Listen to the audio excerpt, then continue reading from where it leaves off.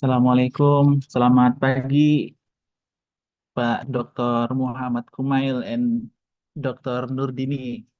Waalaikumsalam. Nice to see you virtually.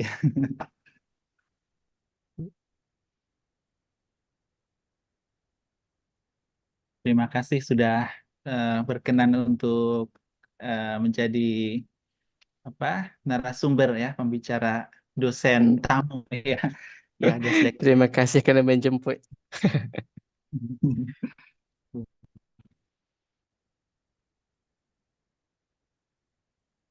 Semoga kolaborasinya bisa berlanjut di bidang dan proyek yang lain ya, Dokter Insya Allah. dan juga Dokter Nurdini.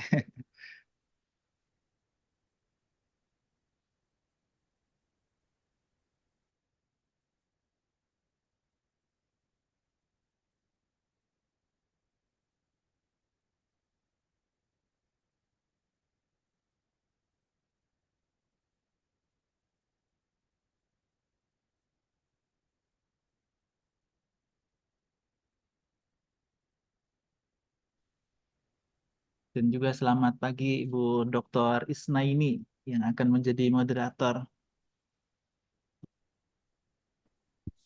Selamat pagi Pak Bayu, selamat pagi Bapak Kumail, Bu Nurdini. Selamat pagi.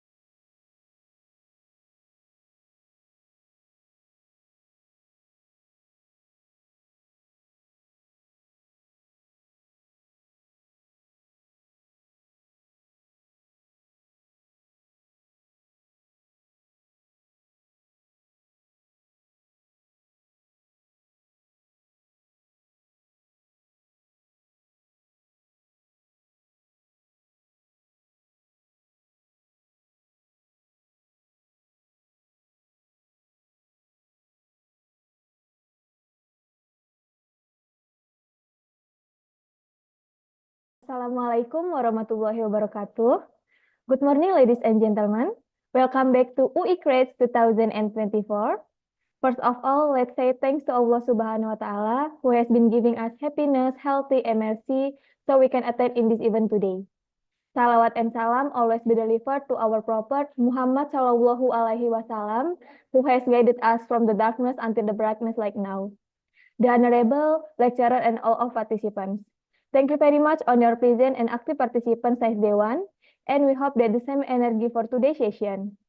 Today, we will continue on our lecture about principle of bioassay technique of drug development with Bapak Dr. Muhammad Humayul bin Abdul Wahab from University Malaya, and will be moderated by Ibu Dr. Isnaini Rahmawati, SSI, MSI.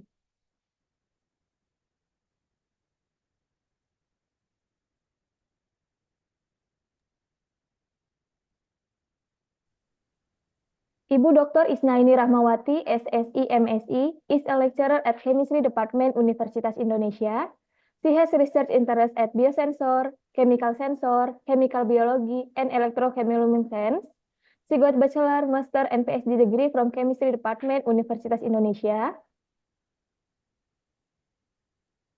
She had many science publications and award from the PMDSU scholarship from Kemendikbud-Dikti.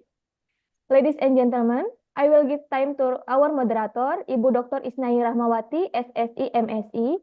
To Ibu Dr. Isnaini Rahmawati, SSI, MSI, time is yours. Okay, thank you so much, Hilna, for the introduction. Good morning, all the student. It's nice to see you again. I am Isnaini Rahmawati. It's great pleasure to be your moderator again for today's letter. So it's the session 5. You already learned about the drug and then drug design. And so today, you all will explore about the bioscience technique for drug development. So today lecturer is Dr. Muhammad Kumail bin Abdul Wahab. He is from, nice to meet you, doctor. He is from the Thank you. University Malaya. I think the student mostly familiar with our lecturer today, but still allow me to introduce Dr. Muhammad Kumail bin Abdul Wahab. He is a senior lecturer in the Department of Chemistry, University Malaya.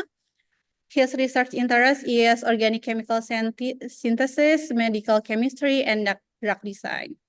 He got the doctoral degree from University Malaya. Now he is pegawai risiko jabatan Faculty Science in University Malaya. Next, so he has very many scientific publication in the reputable journal. One is antioxidant properties of butylated phenol in RSG Advance. Okay, for all the student, maybe we need a photo session first, or I can continue, Miss Ilona. It's okay to continue. Photo session after lecturer, Miss Oh, Dr. okay. Ismail. Okay, thank you.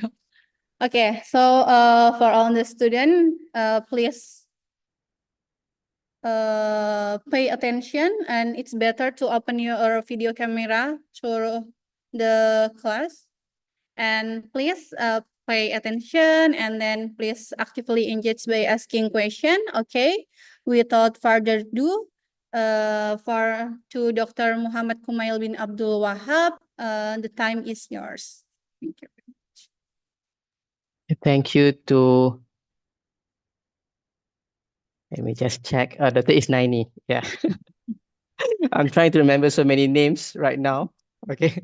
So Miss Hilna also for starting the session, and thank you to Prof. Bayu for inviting me to share some knowledge regarding this topic, and Dr. Nordini also for linking me to this session, to this program, and to all students. Okay, so assalamualaikum and a very good morning.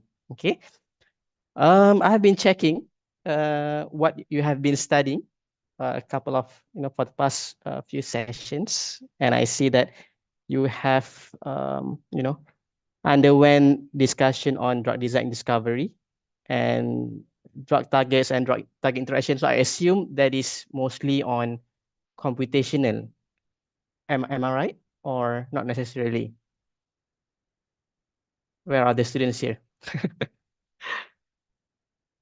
What have you guys learned before? Do you guys still remember?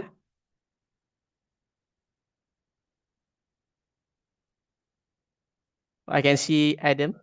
Adam, are you there? I can see you. Can't escape from this one. We learn about general things about drug design and how the properties of drug actually affect the maybe if efficiency everything. Okay, good. Thank you for the information. Okay, so maybe I should share my screen first. See.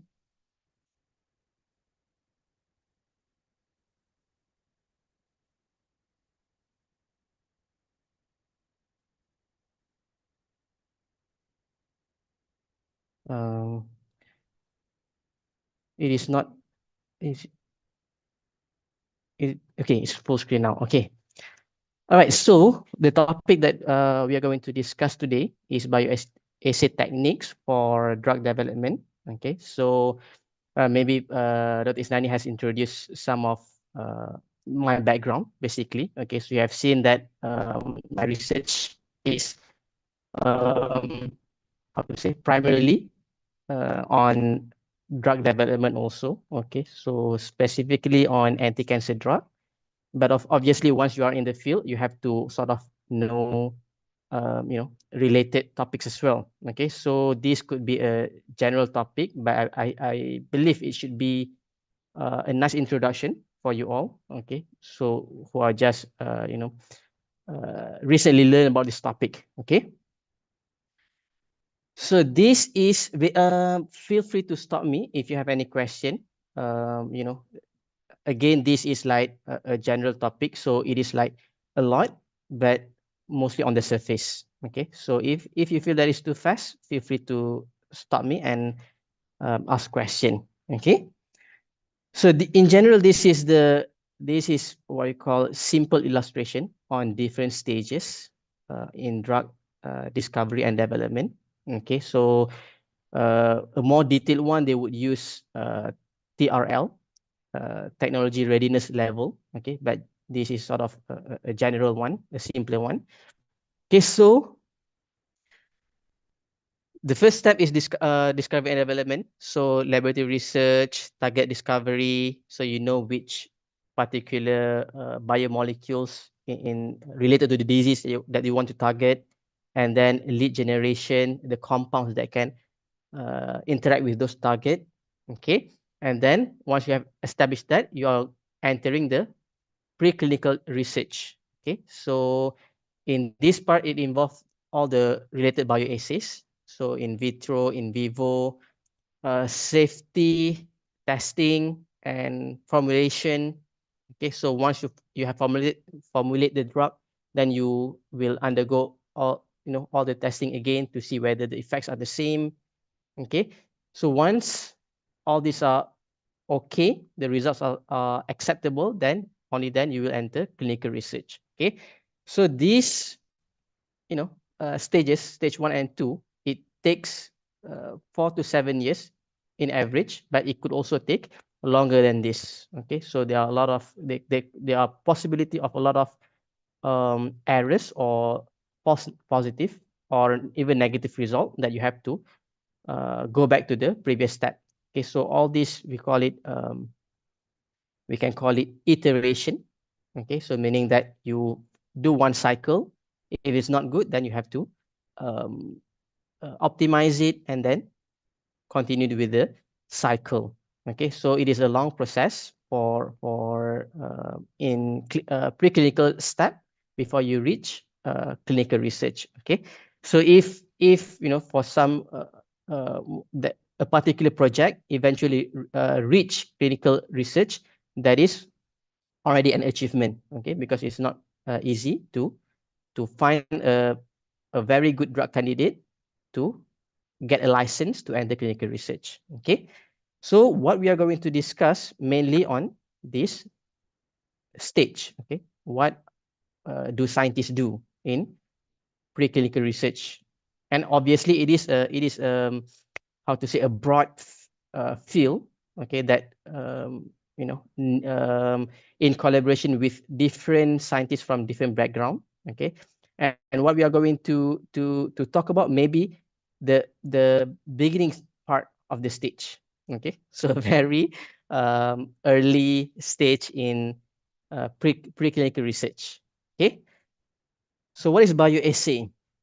So the maybe the technical term, if I may read it, okay, a type of scientific experiment used to determine the biological activity and potency of a substance by measuring its effects on biochemical processes, living cells, tissues, or organism. Okay, so in simpler term, bioassay, it shows whether a drug candidate does something or has some activity in living system. Okay, it's simply a measure of you have a particular um,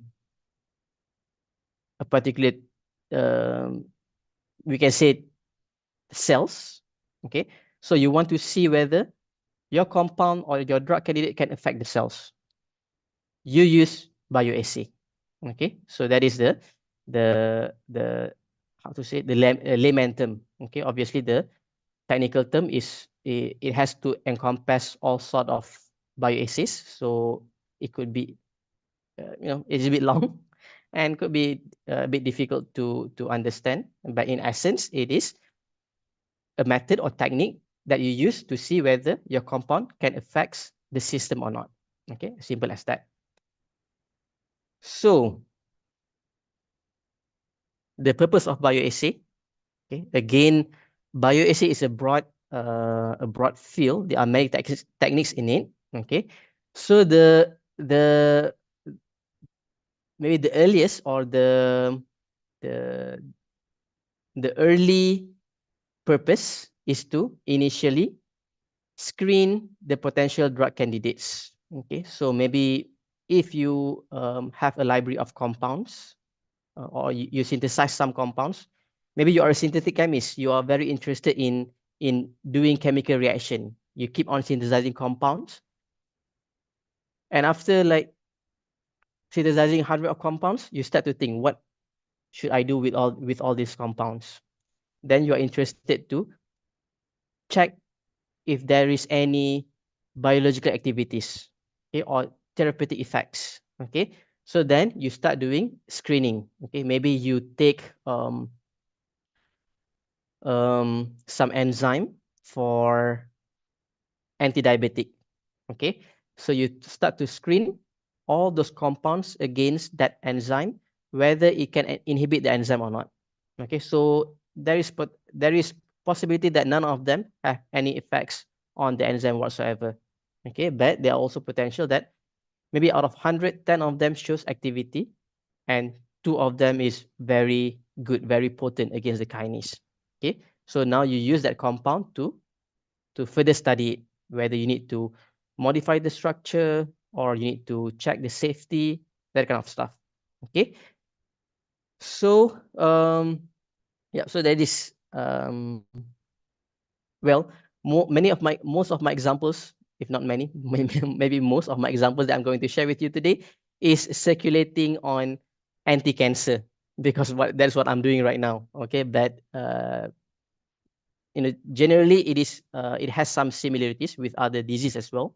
Okay, but since that is I'm most familiar with, I'm going to give examples based on anti-cancer studies. Okay, so some other screening that you can do in the case of anti-cancer is that you check whether the compounds can kill the cancer or not, or if not kill, just to stop its proliferation. Just, cancer cells, as we know, is rapidly growing. We want to see whether our compounds can stop the replication or not. Okay, so that's one of the purpose of bioassay. Okay, so then still in the case of anti-cancer, now you know that the compounds can kill the cell, or the compounds can stop the replication or proliferation. Okay, how does the compound do it? Is it like, you know um is it like inhibiting certain kinase? Okay, so there are a lot of proteins, there are a lot of kinase in one cells. Okay, so which one is affected? Okay, so for this purpose, you can also apply certain bioassays technique. Okay, or maybe does it affects the nucleus directly, or does it a different kind of mechanism of action that is available or that could be affected by drug candidates. Okay, so assessing potency and efficacy, so it is quite related. So whether that compounds, how good is it in affecting or in inhibiting certain enzymes? Okay, so does it require a less amount of dosage, or does it require high amount of dosage? Okay, so there are certain bioassays technique for that purpose. And evaluating toxicity. So let's say um, if I may just plug a number, maybe 10 microgram per kilometer, no, kilogram, sorry. Okay, so you need that dosage to treat the disease or to affect certain kinase. Does this dose affect the healthy cells as well? Okay, so if we provide this dose to the patient, would it affect, for example, the kidney? Would it affect other healthy cells that cause the cell to become mutated or um, uh, turn into cancerous cell? Okay, so does it give certain side effects? Okay, so for this purpose, evaluating toxicity, there are also bioassay techniques for this. Okay, so these are some general purposes. Okay, and I think there are some others that I didn't include. Okay, but at this stage, understanding all these four purposes should give you some insights on what bioassays can do. Okay, so types of bioassay.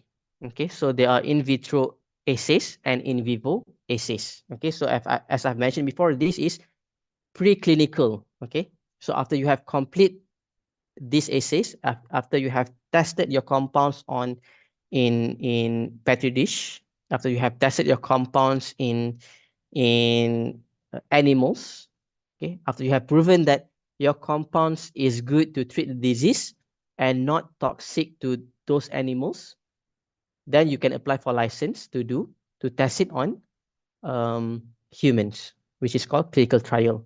Okay, so I think the definition is quite. I think these terms are not alien to you. Okay, so you know that in vitro means in glass. Okay, so generally we use it outside of living system, whereas in vivo it is in, well, I do not know the translation of that, but we can understand it as the test that is performed in living system. Okay, generally it is on animals. Okay, so let's go to in vitro assays first. Okay, so it is conducted in. Can you see my cursor moving? Okay, you can. Okay, maybe I'll change it to pointer. You can see it better. Okay. So yep. So in general, it is conducted in artificial conditions. Okay. So either test tube, petri dish, cell cultures. Nowadays they call it microplate. Okay, made of, if I'm not mistaken, some sort of plastic. Okay, so it is no longer glass. It is also um, plastic based. Okay, so it allows for precise control of experimental variables. Okay, so in vitro, usually there are not too many variables. All variables is known to you and you can control. Okay, so maybe for examples, you are using only one enzymes.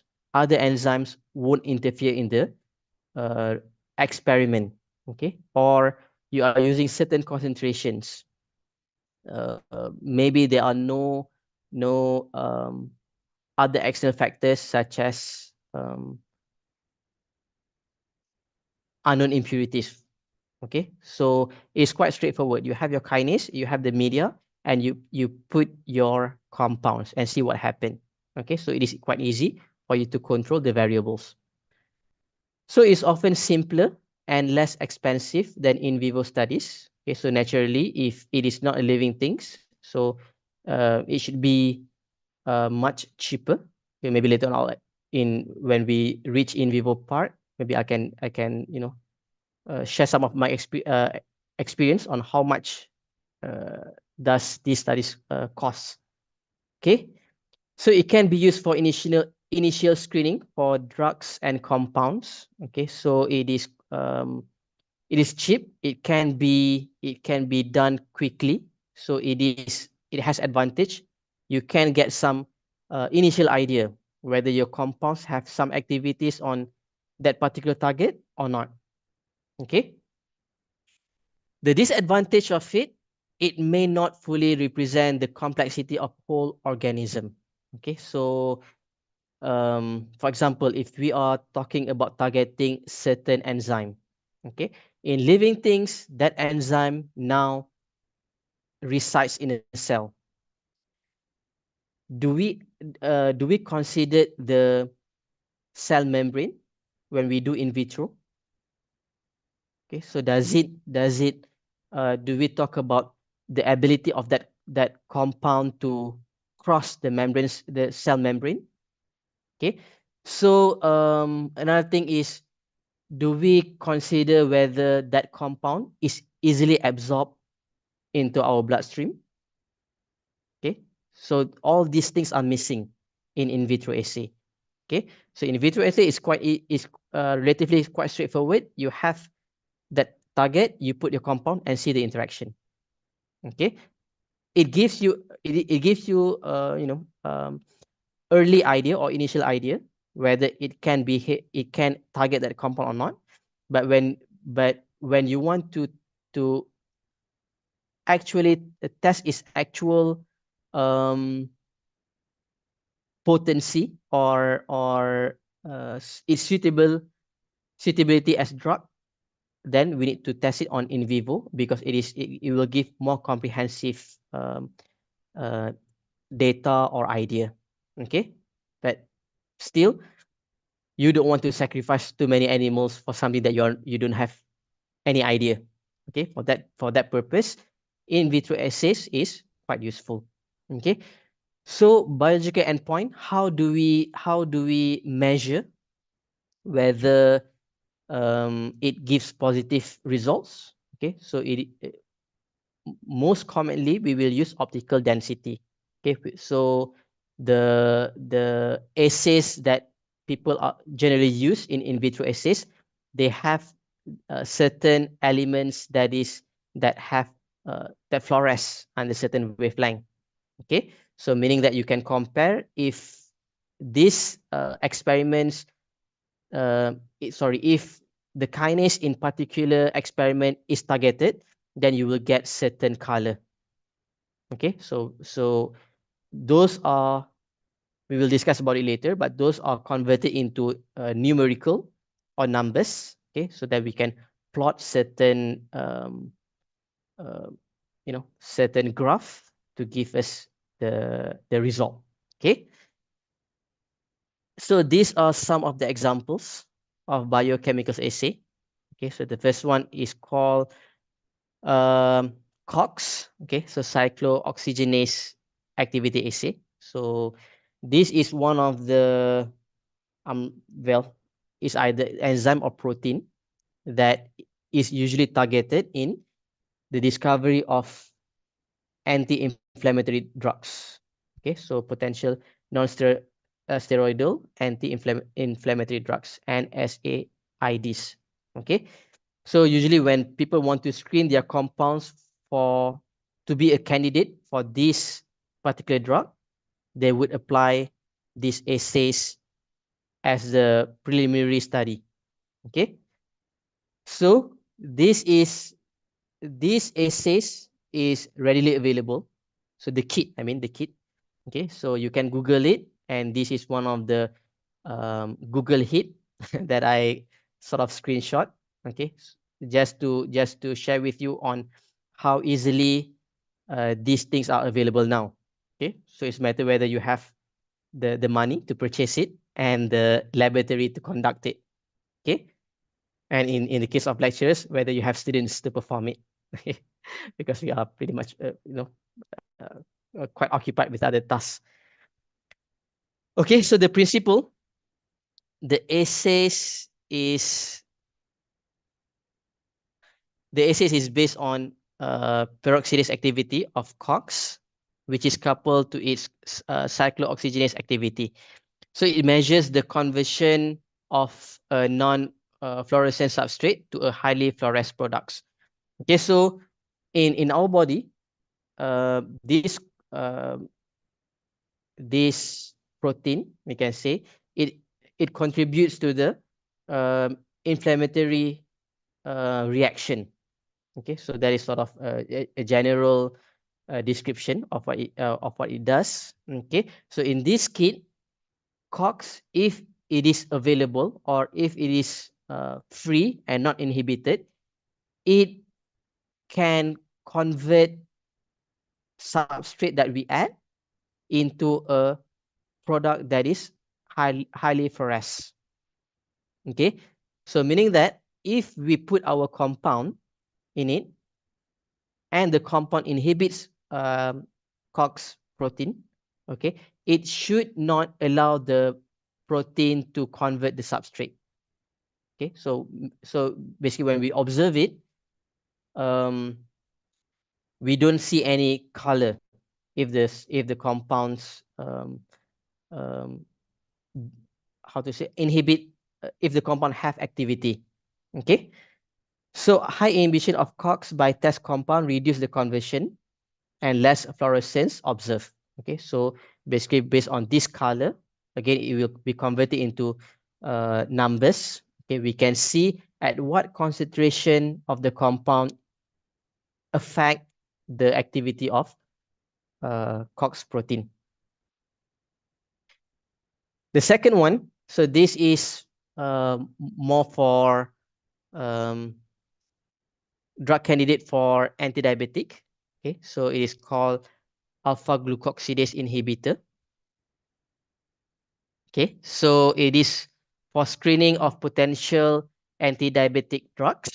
Okay, so the principle of it is that in this assay, alpha glucosidase activity is determined by reaction in which alpha glucosidase hydrolyze this compound, okay, para-nitrophenyl alpha and the rest, resulting in the formation of a colorimetric product, okay, which fluoresce at when shine under this wavelength of light, okay, proportional to the alpha glucosidase activity present. Okay, so again, we see whether our compounds can inhibit based on the activity. Okay, so high inhibition of alpha glucosidase by test compound reduce the formation of the product, so less fluorescence observed. Okay, so in a way that for positive testing or positive result, we don't want any color on the um, on the on the system or you know microplate or the well of microplate reader. I will explain about that later. Okay, so again, this kit is commercially available. You can even search for it and study what is it for. Okay, so these are just, well, I have another example, I think. Let me just see. Okay, yeah. So this is more relevant to what I'm doing, okay, in anti-cancer.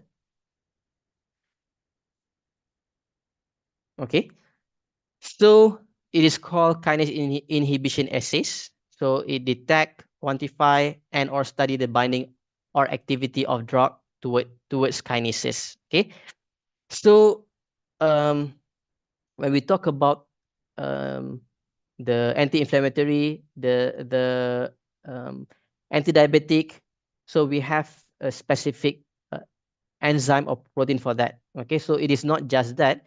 Maybe later on you still need to test on different kind of enzyme to ensure that whether your compounds really have, maybe if I can say, comprehensive activity on those diseases.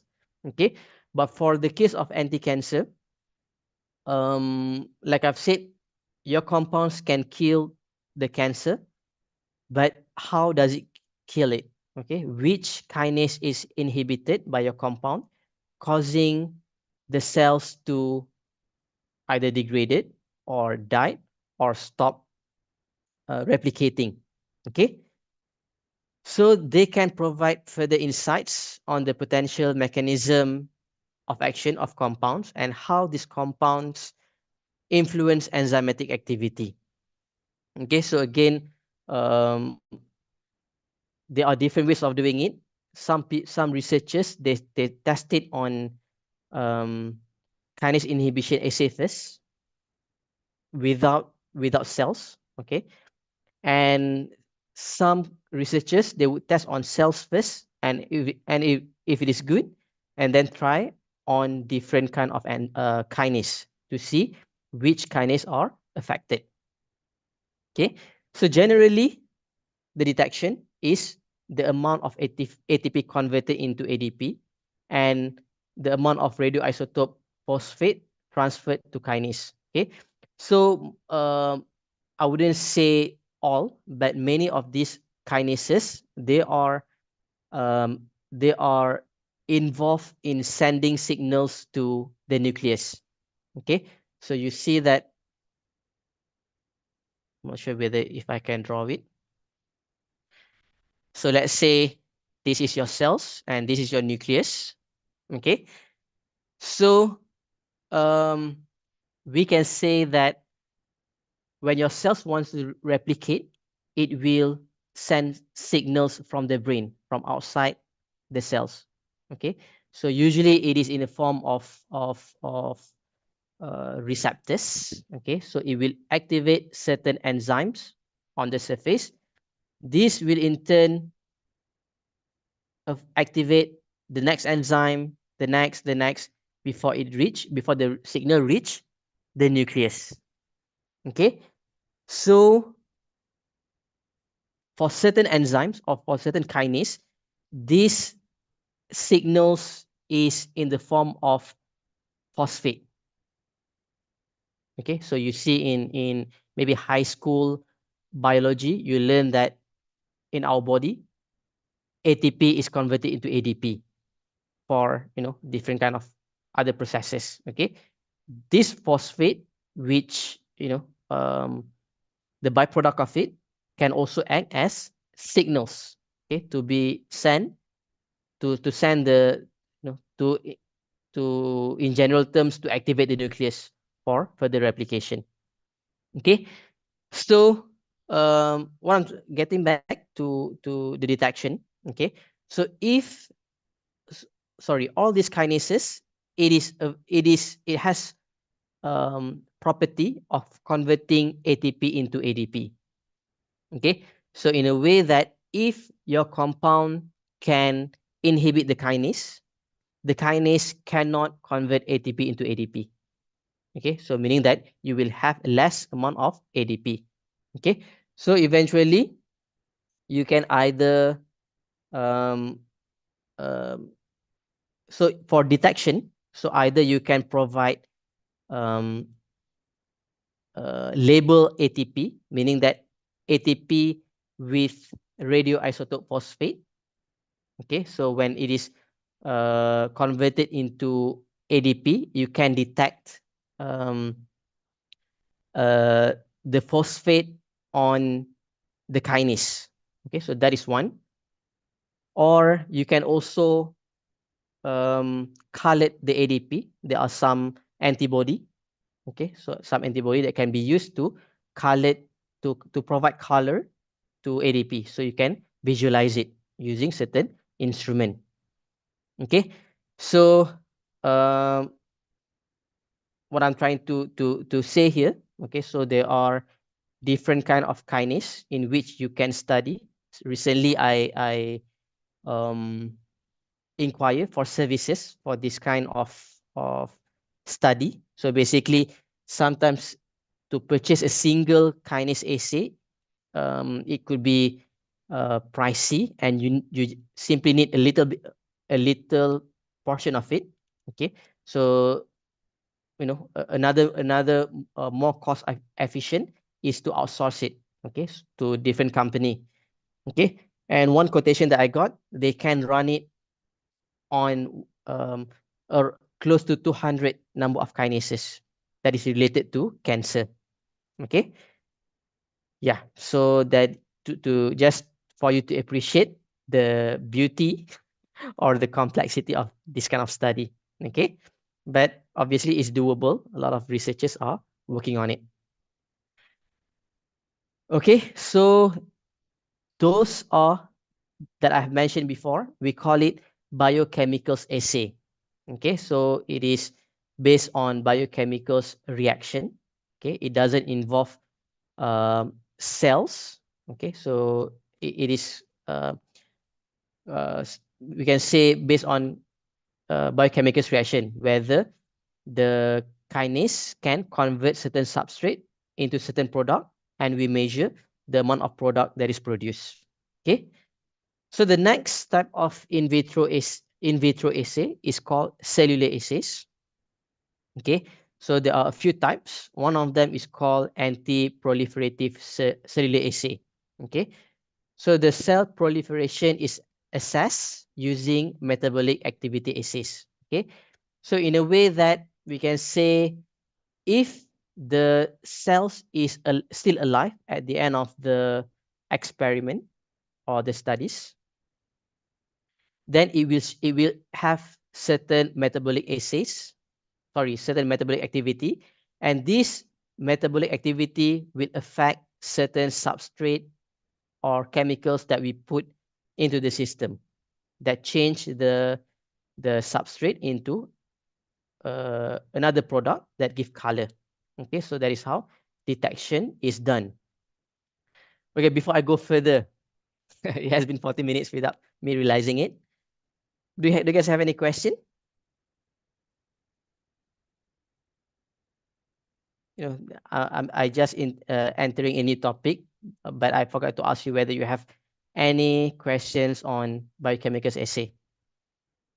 So far, so good. All clear? Hello, doctor. Sorry. Okay, yeah. I can Uh, hear you. Please ask your question. Yeah. okay. I wanna ask, like, for the detection of biochemical assay, is there like maybe different from radioisotope of phosphates, like maybe other things that we can detect the amount of radioisotope like then rather than the phosphate itself for biochemical assays. Okay. Are you referring specifically for kinase inhibition assay, or you are asking more in general sense? Asking more general sense. Okay. Yep. So, well, um, how to put this? Okay. So basically, I've maybe read a lot or surveyed a lot on different kind of services that the industry do for this kind of studies, and I found that most of them either focus on radioisotope or the amount of ADP. Okay, so I wouldn't say there is none, but at this moment, most of the, not to say most, all of the study that I encountered focus on these two. Okay, but again, I consider myself as junior researcher. So I have to put disclaimer. I don't know everything in the field. Okay, but generally I can say that these two are the most common. Mhm. Okay, Okay. understood, doctor. Okay. Thank you. Any other question before we proceed? Okay. I suppose there is none. Do I need to check? Okay. The chat, but there's nothing in the chat. Okay, that's fine. Okay, moving on. Okay, so this is another type of cellular assays. Okay, so another disclaimer that I think I should share with you.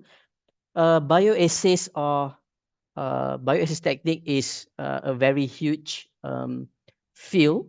Okay, so basically I tried to find different kind of textbooks for this lecture, but when I went through the textbook, it seems that it is too detailed that well, before this session, I didn't know your background. I have some information that you are undergraduates, but I'm not sure I'm not sure, but I presume it is you guys are from chemistry, and I have no idea on what kind of level that you are at in this kind of topic. Okay, so instead of going through the content of the textbook, I decide to share with you some of the general concepts in here, And some of the examples that I have done, I'm familiar with, that I suppose, I hope might interest you in this kind of field. Okay, so the disadvantage of doing that is that it is not covering everything. Okay, so beyond this lecture, you will find that there are still a lot of things that I haven't covered. Okay, but my idea of this lecture, I hope it is shared by the committee, is that at the end of this lecture, you are interested in the drug discovery. Okay, that is what I hope I can achieve during this session.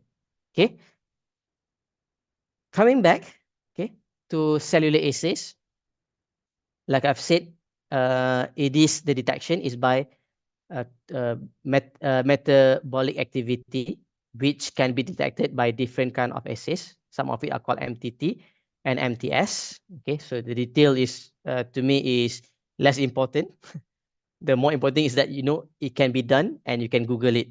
Okay, so it can be used to measure the potency of drug candidates against cancer cells or cytotoxicity of drug candidates against healthy cells. Okay, so for my area of research, generally I would test the compounds against cancer cells. If it shows potency, then I would check it on healthy cells. Okay, whether it is at the same concentration that can inhibit the cancer cells, does it inhibit the healthy cells as well? Let me just see. So maybe potency in cancer cells. If it is less than potency in healthy cells, meaning that the compound is toxic. Toxic. Okay. So even though we can kill the cancer cell, we might also accidentally kill the healthy cells. So no point of using it. Okay. I used to use these examples to my postgraduate students whenever I explain about this. If you find something like this, okay, instead of using your test compound, you might as well just drink Clorox.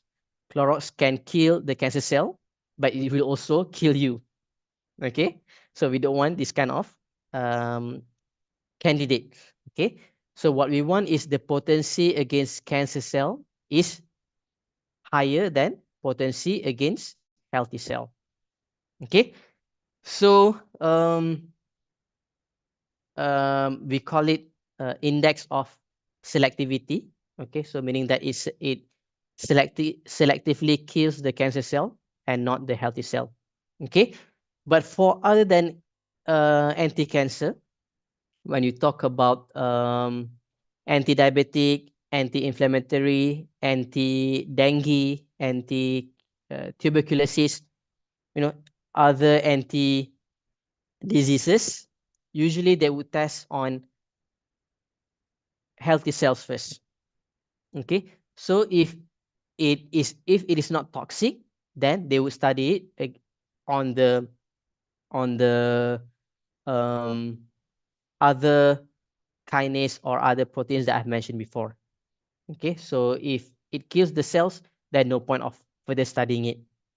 Okay, so those are the how to say, the flow of research step that I encounter with. Okay, but I suppose there are also people who screen against biochemicals assays without checking the cellular assays against healthy cells. Okay, maybe for them it is just to get idea whether that structure have some activity for further studies.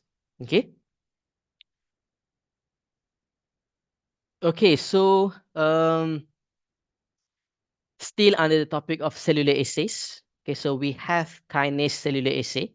So previously we discussed about kinase biochemical assay. Okay, so now this is kinase cellular assay.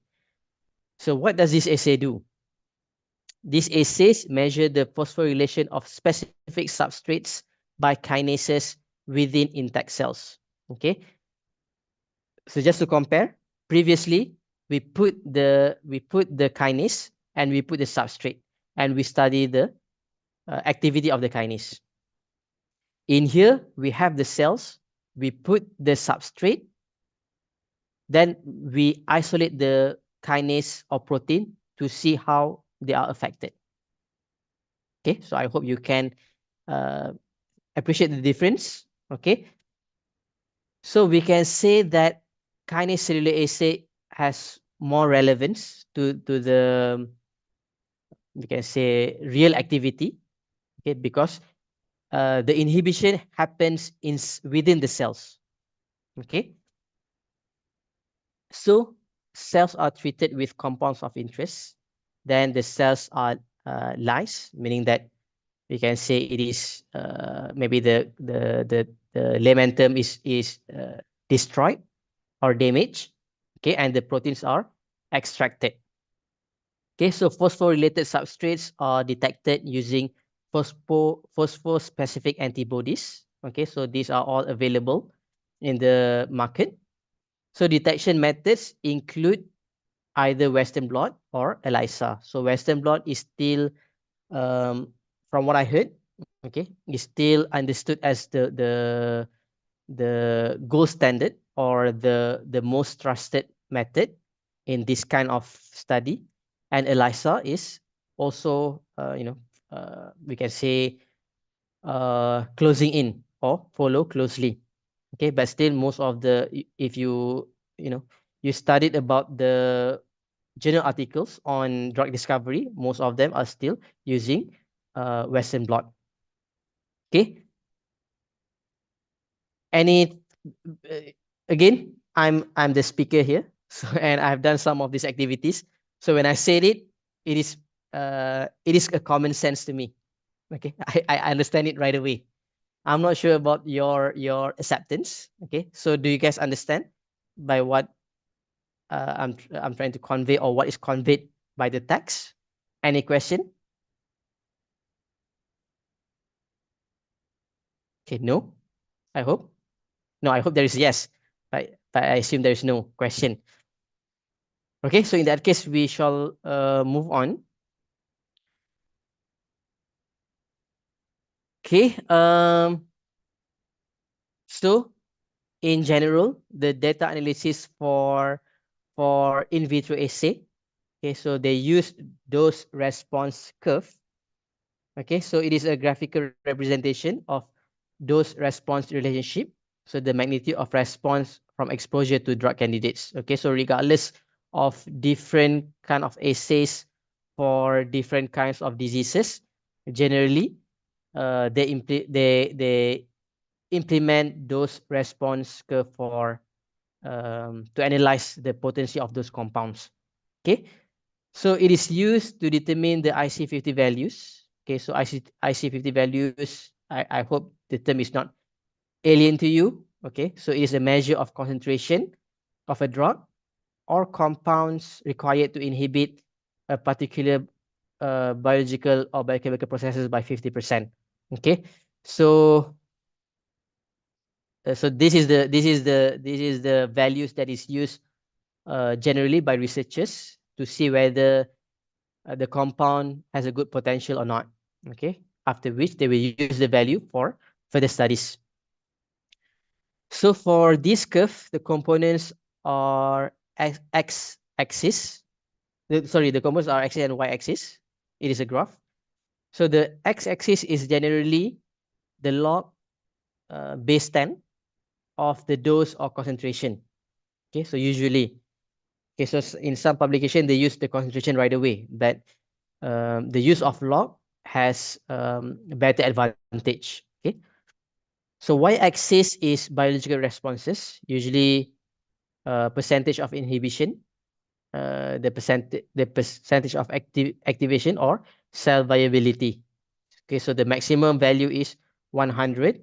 Okay, in relative to negative control. Okay, so it typically exhibit a sigmoidal S shape forms. Okay, which can give you the IC50 value. Okay, so this is the example. So you see that this is the we can see activity. So this is the graph that I take from Google. Okay, so it used the binding of function. I'm not sure about the unit, but you can see that it is 1000 and 2000. Okay, but generally it is converted to percentage, maybe around here, percentage, and the highest is 100%. Okay, so meaning that the blank should have 100% of activity. Okay, and this is the concentration. Okay, so you see that it is 10 power of -9, -8. When you convert it, when you convert it into log, you will get a nice small value, maybe -5, -4, and the rest. Okay, so that this is how people usually use it. Okay, so this is again, this is a response. Okay, so what value is usually obtained from here is that the IC50 value, okay, which is the concentration. The unit is usually concentration, and it is the concentration that give 50% of activity. Okay, so how do we get all these values? Okay, so in general, a plate of uh, this is we call microplate. Okay, so there are different kind of microplate. They have 24 wells. I think this one is 96 wells. Okay, so this one is the more common use. Okay, I purchased a lot of bags for my own research. Okay, so 24 is only seldomly for certain purposes, and more than this is also available, but usually used for by robots, or we can say by robots. Okay, not humans. Okay, anyway, yep. So this is the example of the illustration again of 96 well plate. Okay, so usually again it depends on different studies. Okay, but generally means what I commonly do, or what other researcher in my field do. We use 9 points of concentration. Okay, so maybe the first one we can start with 100 micromolar, and then we dilute it twofold, so we get 50, and another twofold, and the rest. Okay, until 9 points up until here, and the last one we call it blank or negative control. Okay, so there is only basically the same thing, except for there is no candidate, there's no compound. Okay, so let me just see what. Okay, so this is the example. Okay, so basically this one row, we call it one experiment.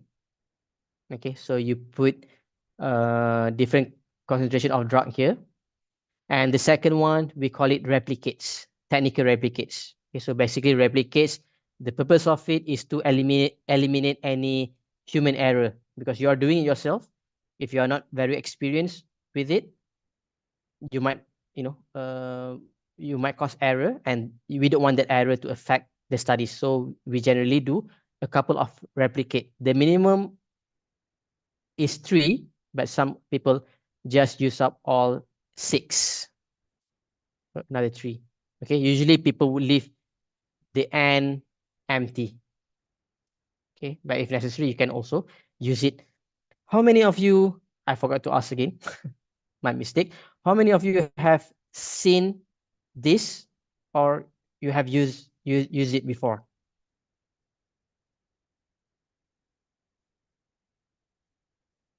How many of you, well, let me just rephrase my question so I can get more response. How many of you have not used it before? I haven't, doctor. And okay, No. no, Yeah. and okay, I'm looking at you. If you haven't used it, you can just shake your head. I can see you. Xiaoyin, Sumaya, okay. Okay. Okay, so good for me to introduce this to you. You know, this is I think some of you have attended my classes. I have this bad attitude as a lecturer or a teacher that I don't like to teach what people already know. It gives me sort of like a bit you know, I'm not sure what the feeling is, but I feel better when I share something that you how to say, you don't know that you can learn. Okay, just some information about myself, not relevant to the course. Okay, anyway, yeah, so this is the example that we obtain. Um, this is the plate for MTT assay. MTT assay, if you still remember, it is a cellular assay. Um, Basically, it's a cellular assay to see the proliferation of compound. Okay, so these are two plates. Okay, so you can see that the most left is the highest concentration of particular compound, and the most left is the lowest concentration, and the last column is negative control, no compound at all, zero concentration of compound. Okay, so you see that this MTT assay, whenever you have a lot of living cells in that particular well, we call this one's well. I think for 96 well plate, the amount of volume that it can fill, if I'm not mistaken, around 100 microliter or 200 microliter. Okay, so it's very small. Still, it's called a well. Okay, so the idea of this assay, if you have a lot of living cells, you put the MTT, the cells will convert indirectly, will convert the MTT into a compound that we call formazan, which give this color. Okay, in a way that if you have higher intense color, it means you have more living cells. Okay, so this is what I call human error. You see that suddenly this has less color, meaning that less living cell. It shouldn't have, because there's no compound in here. Okay. Okay, so the activity or the value, basically, let me just move to the next slide before I come back to this slide to explain about this plate. We use this instrument called microplate reader. Okay, so the microplate reader will read the fluorescence at certain wavelength that we can set, and will give numerical value, which is in correlation with the um, optical density. Okay, so in here, so you can see that well, let me just think how I should say this, because I have some data that I created for your case study, but maybe I'll explain about it later. Okay, how does the result looks like? Okay, anyway, you can what you can see here. So this is actual plate from my lab. Okay, so this is the cancer cell. Okay, so different code has different characteristic to it. Okay, so this is gefitinib. Gefitinib is the standard drug. So if you look at this plate, what do you think is the IC50 value? Can you estimate the IC50 value roughly? Between what and what? Okay, so let me write it for you. The first concentration is 100. The second one is 50, 25, 12.5 divided by 2 is 6.25, 3.125, 1 point something something. Okay, I don't want to calculate anymore. Okay, so yeah. Anyone? just to see whether you understand it. Louder, please. Who's that? 25. Jahang. 25. Okay, Jahang. Okay, Jahang. Yeah. 25. Sorry. 25. 25. Yep. A good guess. So you can see that it is not completely colorless, but it is faded. Okay. Oh, you can see it is about half of the control or the lowest concentration. Okay, so a good guess. So the actual one is around 19.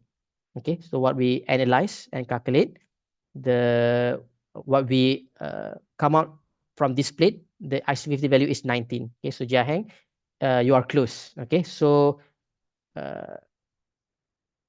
you can get some idea, okay, just by looking at this on how to come up with IC50 value. How about this? So this is one of the compound that we synthesize in our lab on the same cell. What do you think? 100, 50, 25, 12.5, 6.25, 3.125, 1.xx. What do you guys think? Anyone else?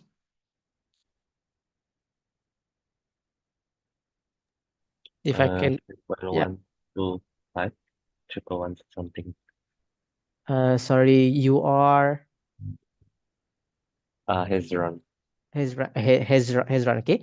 Yeah. Your guess is again? What's your guess again? The 3.25. 3.25. Is it 1, 2, 3, 4, 5? Yeah.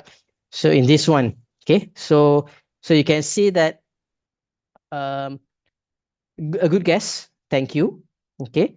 So in this, another thing that I want to highlight to you, the behavior of this compound here is slightly different from this standard. Okay. So you can see that the color toned down. There's a gradient in which the color toned down. But in here, you can see that the concentration is almost the same. The not concentration, the optical density, okay, is almost the same. Suddenly it goes to 0 or close to 0.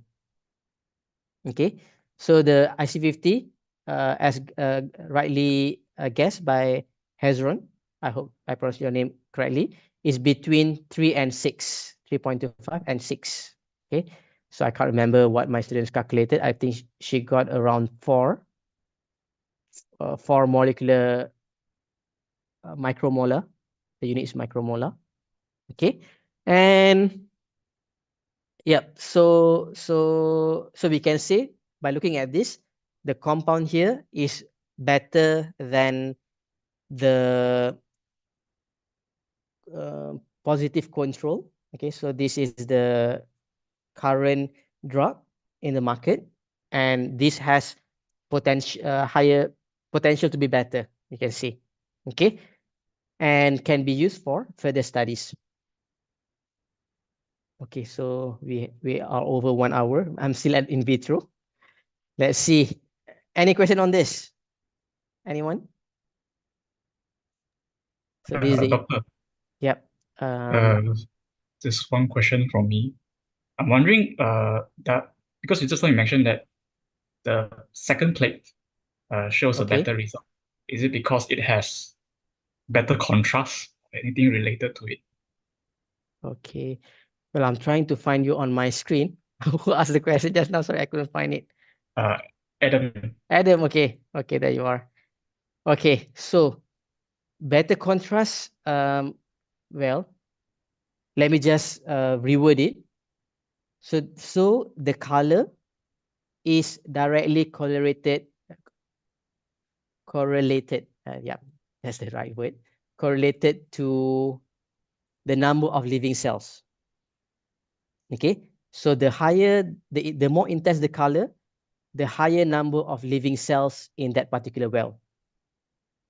Okay, so the purpose of this compound is to see whether it can inhibit the proliferation, or in standard jargon or in layman term, maybe how well it kills the cell. Okay, so meaning that if it is colorless, it means that the compound managed to kill most of the cells in this well. Okay, so at this concentration, between 3 and 6, we can say about 4. At 4 micromolar, it can kill 50% of the cells. But in here, in the left plate, it requires close to 20 micromolar to kill 50% of the cells. So meaning that if you need less, it means your compound is stronger.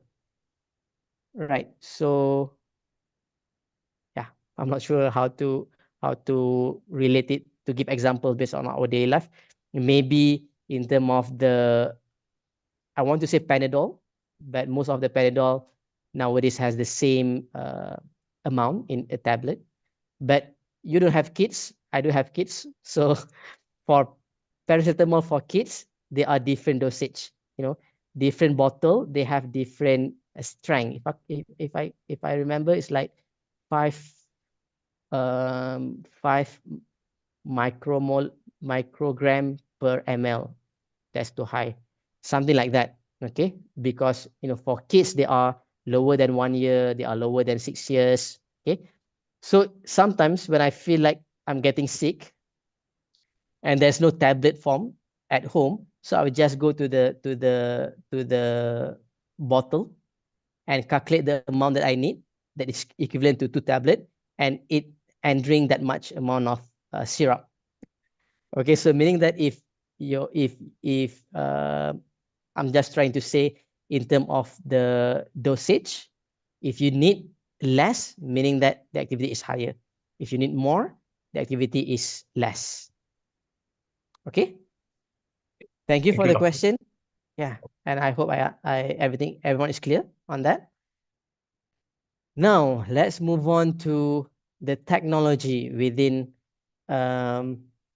these essays. Okay, so all that I've mentioned to you before, I've discussed to you before, they can be done in laboratory on desk bench, on top bench, or what we call it, by human, right?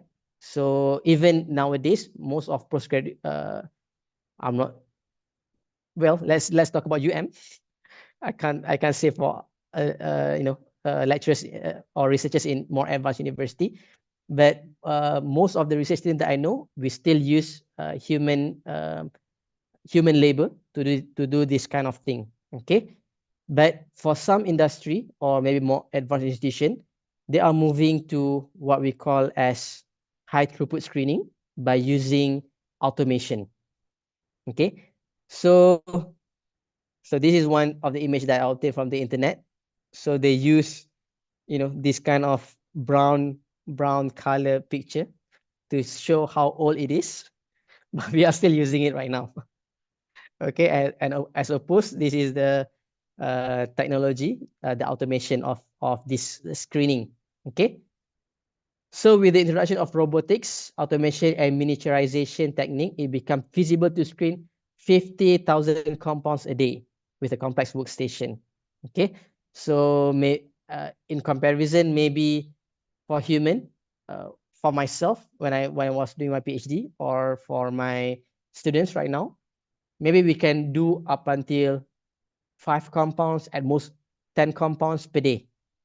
Okay, just to show you the comparison. Full automation of all assay steps from compound addition to data collection ultimately allows screen to be run continuously 24 hours a day and 7 days a week. Okay, so you can appreciate how much study can be done. Okay, multi-types of formats are emerging. So these are well plates, like I've mentioned. The more commonly used for in laboratory setting is 96. Now for automation, we have 3884, 1536, and the rest. Okay, so when we use a higher number of well per plates, you can imagine that the size becomes smaller and the amount of reagent also needed also less. Okay, so which is good. Okay, what else is there? Okay, so yeah, so this is some of the YouTube videos that I find. Okay, so basically, the reason why I show you the video is for you to appreciate the technology. But I think you might appreciate less if you haven't done it yourself. Okay, so at one time I showed this kind of video to my colleague when I was doing my PhD. It motivates him. It demotivates him, meaning that all our hard labor is done very easily by the computer or automation. Okay, so I'm just going to share it anyway for you to appreciate if you can. So just go straight to 540. Yeah, so this is, I'm not sure whether you can hear the sound. Can you? It's not important. Okay, so this is it. And oh, let me just 510.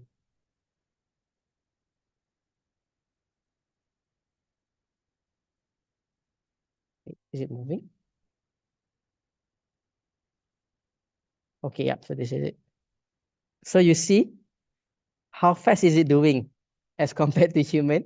You need to do it like carefully, one well per one well. I'm not sure you can appreciate it, but for myself, who have done it myself using my hand, you can say I'm very jealous.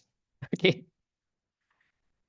So there is another one video.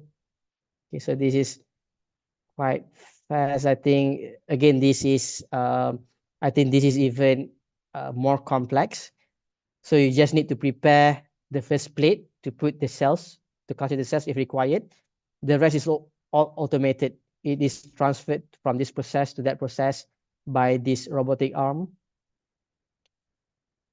So I think what you need to do at the end is just discard the plate and read the result from your computer. Yeah. So the beauty of technology. Okay.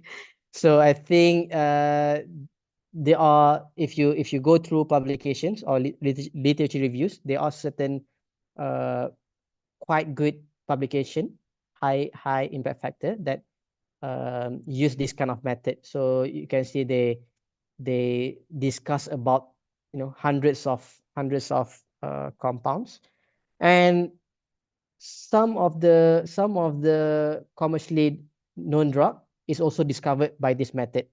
Okay, so they just collect compounds from researchers around the globe and test it, and suddenly they discover that this particular compound is good for this activity, and then they sort of optimize the structure and everything. Okay, so this is another type of in vitro assays. So it is, like I've mentioned before, this is Western blot assay, which give more information on particular the potency of particular compound, okay, which is very relevant if you are pursuing anti-cancer research. But I'm going to skip this if we have because I need to go to in vivo assay. If we have time, I might come back to this. Okay. Western blot, example of results, and in vivo assay. Okay. So in vivo assays, it is performed in living animals or human subjects. Okay. For preclinical studies, we are focusing on living animals. So it provides a more complete picture of how a substance or process or compounds affects the entire organism. Takes into account the complex interaction between different body systems, so generally more relevant to real-world applications. Often more expensive, time-consuming, and ethically complex than in vitro studies. Okay, so like I mentioned before, from my own experience, I try to survey the price to do in vivo assays. Okay, so I asked around, and so basically we need to do it. Not the only option, but one of the option is on this nude mice. We call it nude mice means it is they suppress the immune system. Okay, so basically if you want to put anything in a body of living system, the common response of the body is to resist using immune system. Okay, so in this kind of study we are injecting something into the animal. We don't want it to be resisted by immune system, so we need to suppress it. So they call it nude mice. Nude means nude of immune system, not that it doesn't put any clothes on. Okay, that is the definition of nude in this context. Okay, I assume that most of you are tired. So anyway, I hope you are still with me. Yeah. So the price that I was quoted for this one mice is around 200 ringgit. Okay, if we capture it, at home or in our BMK building, maybe it's cheaper. Okay, but it's not suitable. Okay, in comparison, it is more expensive as compared to in vitro. Okay, it's more time consuming. Okay, so usually for uh, um, in vitro, maybe everything can be done in 1 week.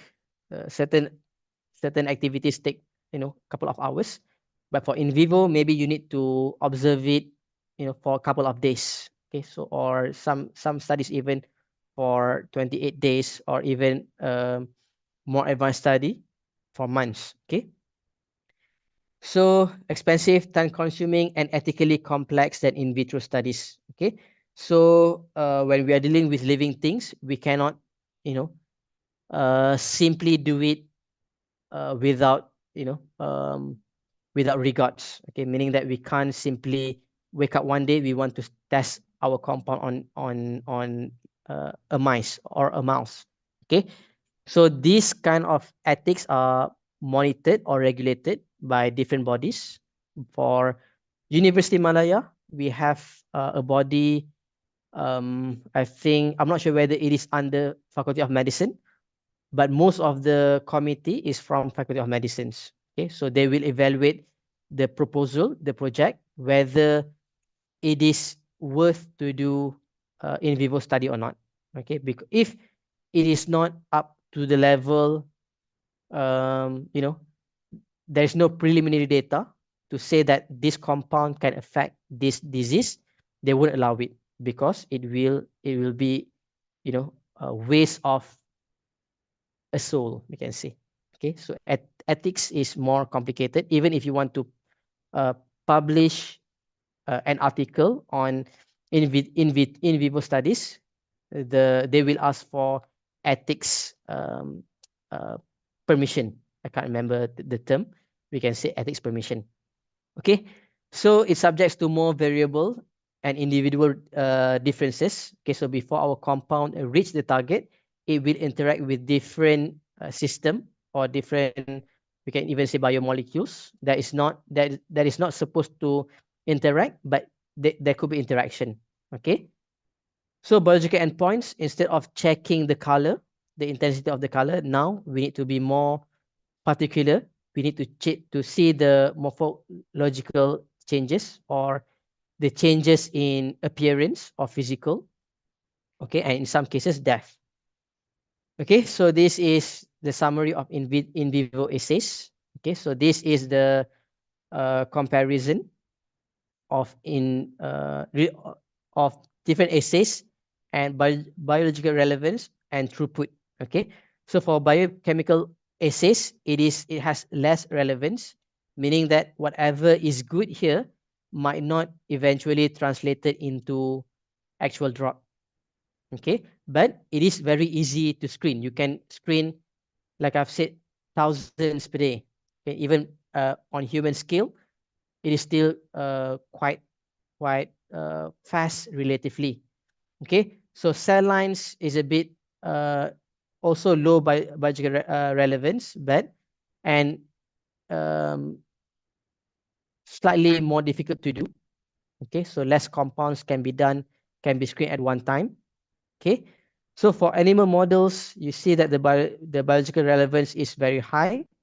If it is good in animal models or in vivo, it could pass, or it could get the license to pursue human patient. Okay, but the throughput is very low. Sometimes people study just one compound for a number of in vivo assays. Okay, so basically the idea is you find the best candidate from biochemical assay and cell lines, you use that for in vivo assay. Okay, so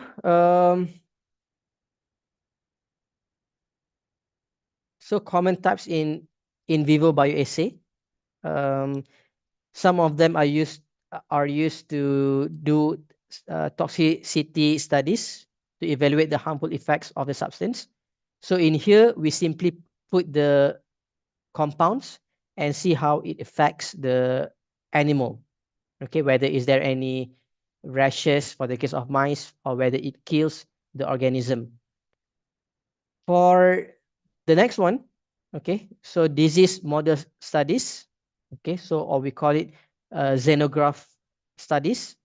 We use the animal induced with disease conditions. Okay, so in this case, people also insert human cancer cell, let it grow, and then put and apply the compounds to the animal and see whether the size shrink, or in the case where the compound is not very good, it will grow and eventually kill the animal, okay, or the subject.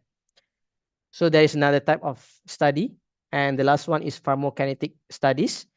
We provide this compounds, and we extract the blood and see the changes in the blood, whether is there any increase of certain um, uh, maybe you can call it metabolites, or certain um, um, byproduct.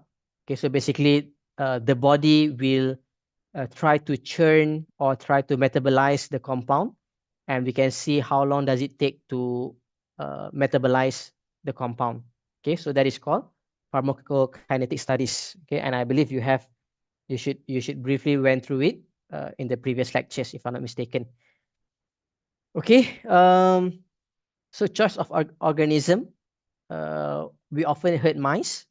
Okay, but there are still a lot of organism used in this in vivo assay. So the choice is relevant, reliable, robust, reproduce, and responsive. Okay, so meaning that it has to have genetic that is have some similarity to human.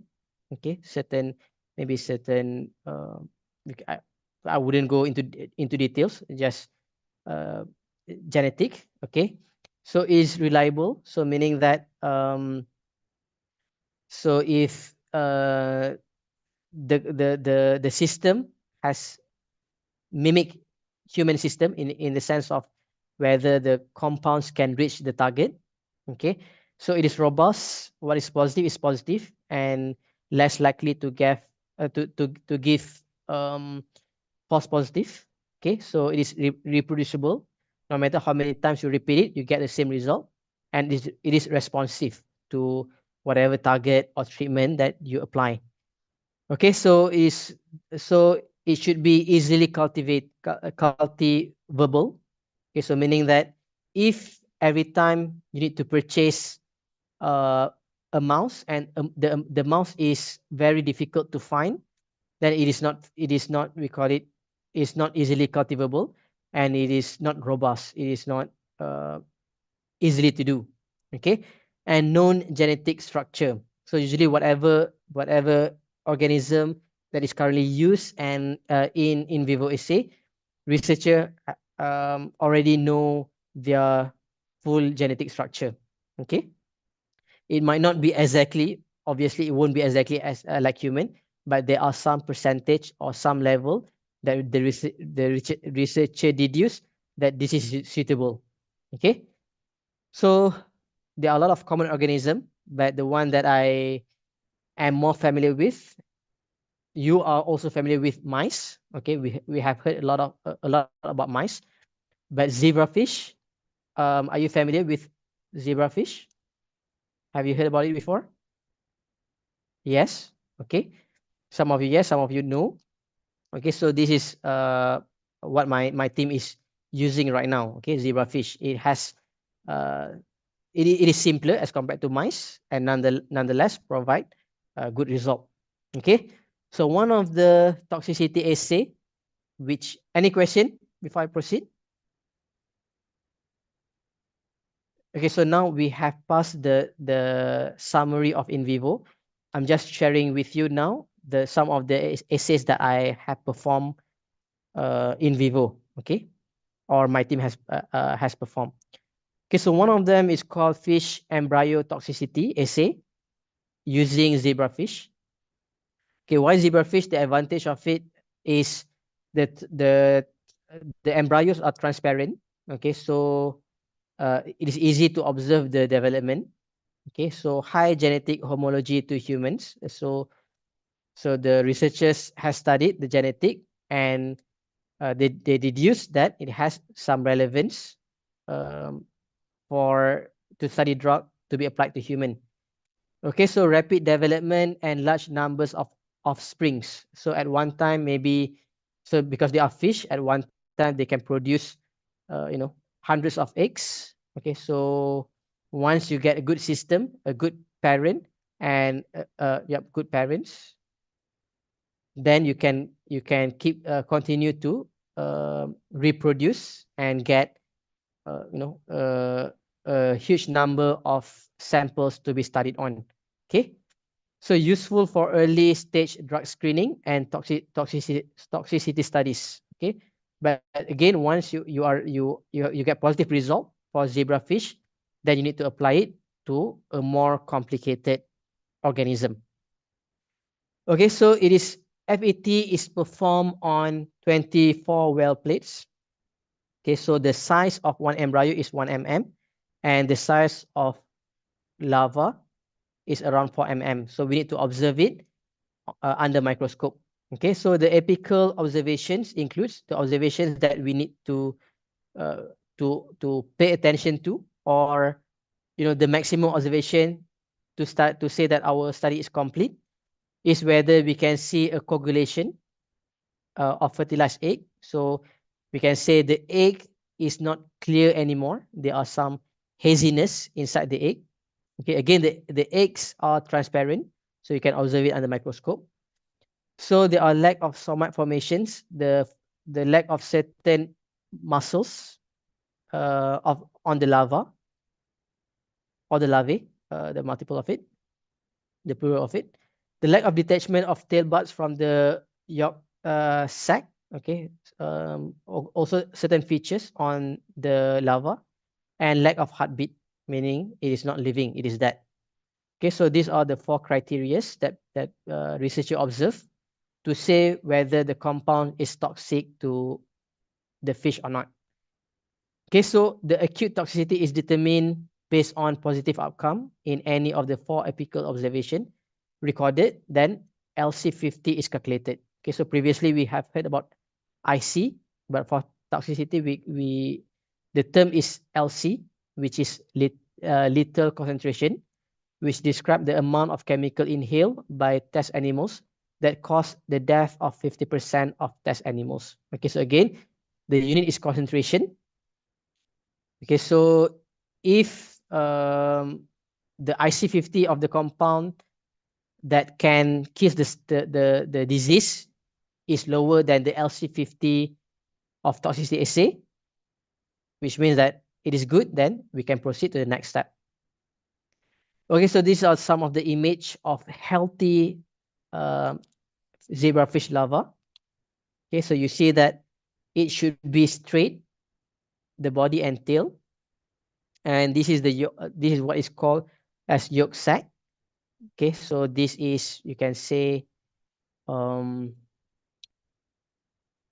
maybe can be understood as human abdomen or stomach.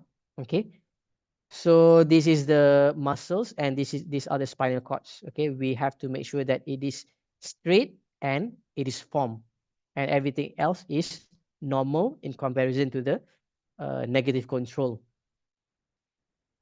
Okay, so these are some of the examples where the compounds are toxic to the fish. Okay, so you see that the size are bent.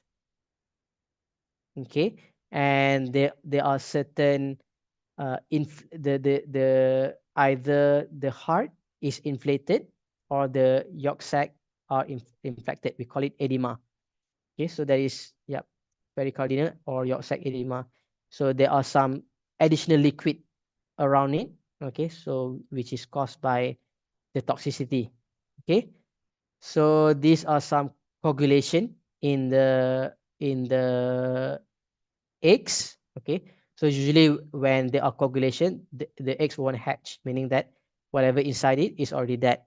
Okay, and some of these larvae, once they have this malformation, eventually they will they will be dead. Okay, yeah. So these are some of the examples of zebrafish that are exposed to toxic compound. So eventually, we also apply different concentration. Some of them start with 400 micromolar, and half of it, and the rest, and dilute it. That we eventually will get this larva anyway. So meaning that if our compounds are healthy at 50 micromolar, definitely at 400 micromolar, it is toxic to the cells. Okay. So you can see, you can appreciate that at one time, how many animals are sacrificed. Okay, that is the reason why ethics approval is required. Yeah, the term is approval for this kind of study. Okay, so this is another test. It is called xenografted. Okay, so I don't remember the term that I used earlier. So basically, in this study, we inject the cell. Okay, usually it is labeled that we can see it fluoresce under certain instrument. Okay, so instead of cut the fish, we can simply observe it where the size of can cells, whether it is maintained or increased. Okay, so yeah, so it is injected in the larva. So usually the age of the zebrafish used is 48 hours post fertilization. Okay, so after fertilization of the egg, usually it will hatch between 24 to 48 hours. So we can say that at 48 HPF, it is still a baby, that the immune system is not fully developed. Okay, so when we inject the cancer cell, the immune system wouldn't be there to resist it. Okay. Yep. So it depends on the experiment. It will leave it for a few hours, and then it will apply the compounds. Okay. Usually for the case of zebrafish, the compound is mixed inside the media. Okay, or the environment. Okay, so the zebrafish will inhale the water, and along with it the compounds, and then we will see how the compounds affect the size of cancer cell. Okay, so this is called xenografted zebrafish assays. Similarly, if it is xenografted mouse model or mice model, it also inject the cell into nude mice, and then it will inject the compounds, usually around the abdomen, to see whether the body can absorb it, and then target the cancer cell. Okay, So I can, like I've said, I give that example when I use anti-cancer as the case, okay, but I cannot be sure on how other people use it for different kind of diseases, okay, but it should give you general idea on how people perform it, and you know how to detect whether the compound is good, or uh, for further studies, or the study should be stopped at that particular level. Okay, so any question?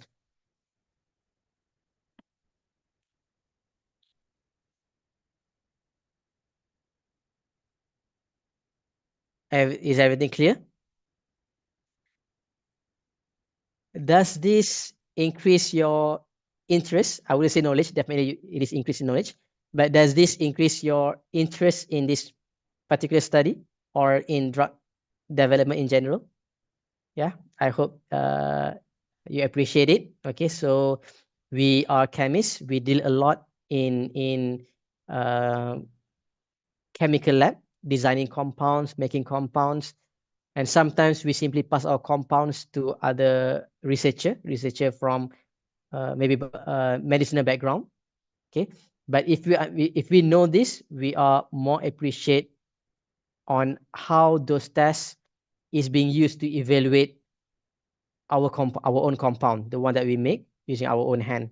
Okay, so that is basically that's how I feel when I initially joined the field, and I hope I can sort of pass the feelings to you. Okay, well, I prepared some exercise.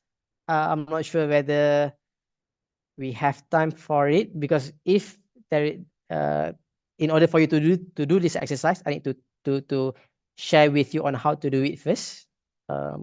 Maybe we can say hands-on analysis. Madam Chairman, Dr. Isnaini, is this part of the session Yes. exercise? Yeah, it's Yeah, okay. We have 20 minutes. 20 So, minutes, okay? Okay, thank you. Okay, so we have 20 minutes. Yeah, so let's do it. I'm going to stop my sharing. Let me just. So Dr. Kumar, yes. sorry, I have one question. Can Okay, I sure. ask question first? Yeah. I should have asked this Yeah, most energetic student first. yeah, Please. when you talk about killing animals, Yeah. I was thinking about the ethics that normally apply when Mhm. we deal with killing animals. So how was the process, and how actually to deal with the ethics issue? Okay. Yep. Thank you for the question. I think what you're trying to ask is how do we kill? What are the procedure to kill the animals? Is that what you are asking, Dr. Dini? Betul betul. Betul. Yeah, because the ethics that I keep on mentioning earlier, it is more to the approval, in a sense that we are going to kill it. Do we have permission to do it? Okay. So basically the procedure is we have to submit our proposal with preliminary data to the ethics body, and they will convene among themselves, talk about the proposal and see whether it is relevant and good enough. You know, we can say the knowledge should be worth of the sacrifice. Okay, so if they can see that in the proposal, they will give approval, then the work can be started. Okay, in the case on how we kill it, in the well, in the case of zebrafish, usually if the compound is toxic, it will be dead because of the compound, and you will see that after a while it just float, or the heartbeat is absent. So there is no specific way of killing it. Okay, so but for again, for zebrafish, the life cycle is not that long. after a while, it will just even the one that survived the experiment. After a while, it will just we can say died naturally. Okay, so there is no particular way of killing zebrafish. In case of mice, I have no experience on how to kill mice. So I believe my knowledge is as much as what you have. Okay, so maybe the common ones is that they have to induce the, how to say, to make it unconscious before they do the procedure. Okay, so they have to put certain gas to it before they kill it and extract the organs. Okay, so all of these are done by my collaborators in with uh, bio background. I hope to see how they do it one day, but not at the current time. Okay, so again, sorry, Dr. Dini, that is the extent of knowledge that I have to share with you. Thank you. Okay, all right. So on this exercise, let me just see. I'm not very familiar with Zoom. I'm trying to get back to unshare, to stop share. Okay, stop share. Okay, so what I have here, how can I, is there for Zoom, Dr. Isnaini? Yes. Do we have any medium that I can share some files, Excel files with the student? Maybe Do through Dr. Bayu. Dr. Bayu will share to, or for in the Zoom, you can in the chat. Okay, pass it in the chat. Okay. In Let the me see. And this one, the file one. File one. Caption request. Is there any Okay, question? chat. Yeah, if there's any question, feel free to ask for files. In the below file. Okay, can find. I found it. Okay, so let me see.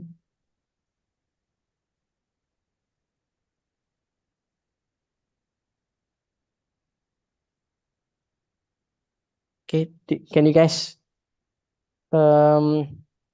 get the file? Have I sent it?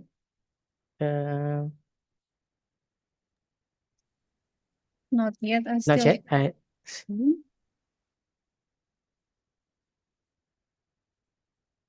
It's not per print. I've click it. Save. Those response cannot be sent because it's currently in use. Okay, let me close it. Let me close it and try it again. Okay. Okay. I'm going to share my screen again. Do that.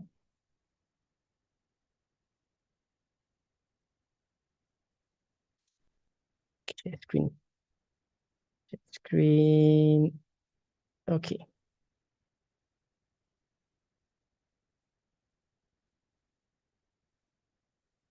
Okay. Okay. You can see this Excel, right? Okay. So, I mentioned to you about the in vitro cells using 96 well plate. Okay, from there we can generate the, what do you call that? The dose response curve. Okay, so the idea is pretty much the same. Okay, so you have some data. Okay, so this is how it is converted. Basically, these values are generated by the microplate reader. Okay, and from this value, we can use to generate the dose response curve. Okay, and from there, IC50 value. Okay, so if you know how to do this, basically you can just perform any in vitro assays for any different diseases, and you can analyze the result. Okay, so to me, nowadays I don't do the wet work for bioassays anymore. Usually I just learn on how to analyze and come up with the result. Okay, or to cross-check the result of my students. Okay. What I'm trying to say, even as a student of chemistry background, I believe the knowledge of analyzing the data is very essential. Okay. So let me just see. Okay. So usually this is the example, and this is the concentration of the compound, and the last column is the negative control. There's no concentration. Okay. So we can say without any influence from the compounds, this is the reading that we should get. Okay. So this should be 100%, and we should see in each well how many percents are remain in how to say, in each well. Okay, so I'm going to go with you one by one until we can generate this curve, and after that you will use the second data set to try to come up with the activity yourself. Okay, so this one. So first, before that, I will unshare a new share. Yeah, so new share. Sorry. Again, well, if we do, I'm just going to explain this to you. If we don't have time, then you just do it as homework. Okay.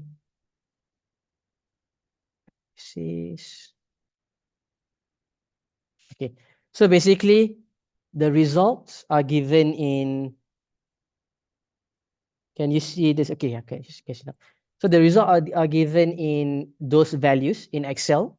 Okay, and there are different kind of softwares nowadays that help us to interpret or analyze and come out with the curve. Okay, so some of them is called Origin, and another one is called GraphPad. Okay, the one that I commonly use is GraphPad. Okay, so you can see that how easy this is. You put the concentration and you put the percentage of viability. Okay, and it will transform it.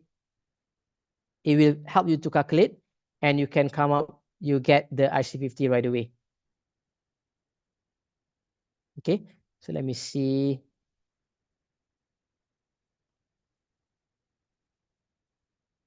So IC50, yeah, so this is one, sorry. Best fit, it is 19 micromolar. Okay, and the graph, let's take a look at the graph. Yeah, so it managed to, how to say, to fit almost all points. Okay, so meaning that it is a good fit and the data is then reliable. Okay, so basically, what I have to do for this software, I just need to create a template on how it should analyze it, and then plug in the data, and it will generate all the things that I need here. Okay, I doubt that you have this software on your computer. Okay, so I'm going to show you on how to do it manually using Excel. Okay, yeah, so Excel, if people use Excel before, then when they come up with a newer software, then the less people are using Excel. But then this is how you do it. Okay, so basically, first you need to divide this value, sorry, with the negative control. Oops. Negative control.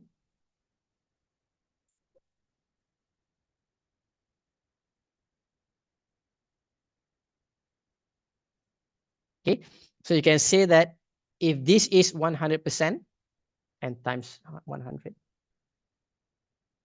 this is 30% inhibition. Okay, or number of viable cells. Okay, so you do it for the rest. Okay, so you get some number. Well, I think, okay, sorry, this should be the control. Okay, yeah. Okay, so this is for one trial. You need to plot it, and this is another trial. Okay, so you use this data to plot, sorry, to convert into this thing. Okay, so where you have the concentration first and then the log 10 concentration. Okay, sorry, this one. Okay, so this is the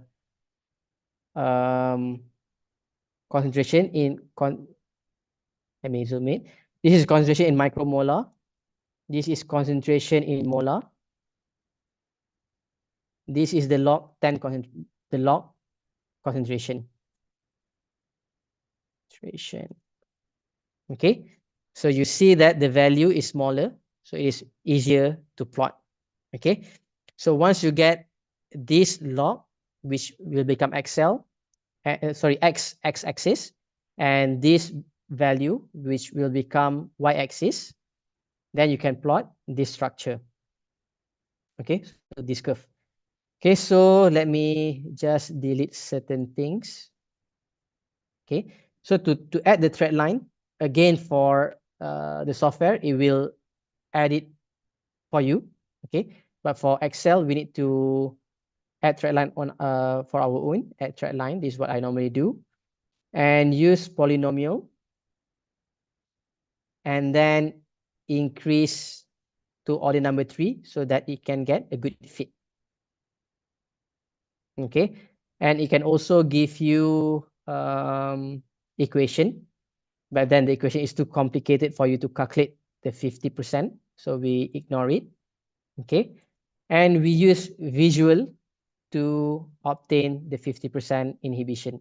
Okay, so meaning that in here I added axis, straight lines, no, I think axis, format axis. I add minor unit 0.1. Okay, so you can see that this is minus 0.1, 0.2, and the rest, and this is 50%. Okay, so you can see that where is roughly where is 50% point. Okay, so by using this, you can extrapolate the 50%, the concentration for 50%. So it should be around minus 5.8. Okay, so then you use it, you calculate it, minus 5.8 equals to 10 power of this value. You will get around 15.86 micromolar, I think. Is it correct? 15, yeah, around this one, 15 micromolar. Okay, so that is the idea on how you should it. No, I think I got it wrong. It's not 5, it's 4. 4.8. Yeah, so 15. Yeah, so this is 15 micromolar. Any question on how to do this?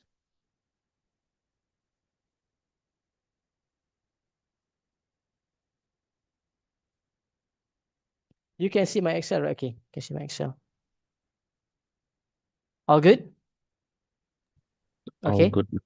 Okay, so try to do it yourself. I think you have my, I'm not sure whether this assignment is graded by the university. Okay, but if it is not, just do it for the sake of knowledge. If you have any question, you can always email me. Okay, again, do it for the data set of on sheet number 6 and all 3 replicate. Then you can get the average and also the standard deviation. Okay, I didn't think that I will take the whole 2 hours, but I did. Okay, so I hope you enjoyed the session. And I think that's all from me for now. Maybe I should pass it to Dr. Isnaini. Yeah, thank you. Thank you, everyone. Yeah, thank you very much, Dr. Muhammad Kumail, for the informative lecture. Please give applause, everyone, to Dr. Muhammad Kumail. So we've seen various bioassay technique and how bioassay technique are crucial in the drug development process. So with that, we have finally come to the end of today's lecture. As we conclude this lecture, I want to extend our gratitude to Dr. Muhammad Kumail for sharing his expertise. And so everyone. See you all later, and thank you very much once again. I give back to the MC, Helena. Thank you very much. Thank you very much for our moderator, Ibu Dr. Isnaini Rahmawati, SSI MSI. And thank you very much to Bapak Dr. Muhammad Kumail bin Abdul Wahab from University Malaya for your insightful and comprehensive lecture on principle of bioassay technique of drug development. Your expertise and clear explanation have greatly enhanced for our study of this field. Ladies and gentlemen, now we come to the end of today's agenda. We will take a moment for photo session. The photo session will be guided by Rohman. By Rohman, time is yours. Can you please open the button?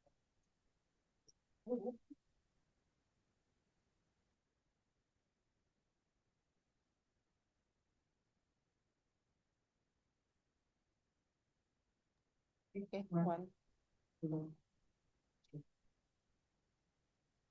Okay. Again. 1, 2. Okay, thank you. Thank you very much for Rohman and all of the participants in this photo session. Before we part way, I want to remind, next session is midterm exam topic from day 1.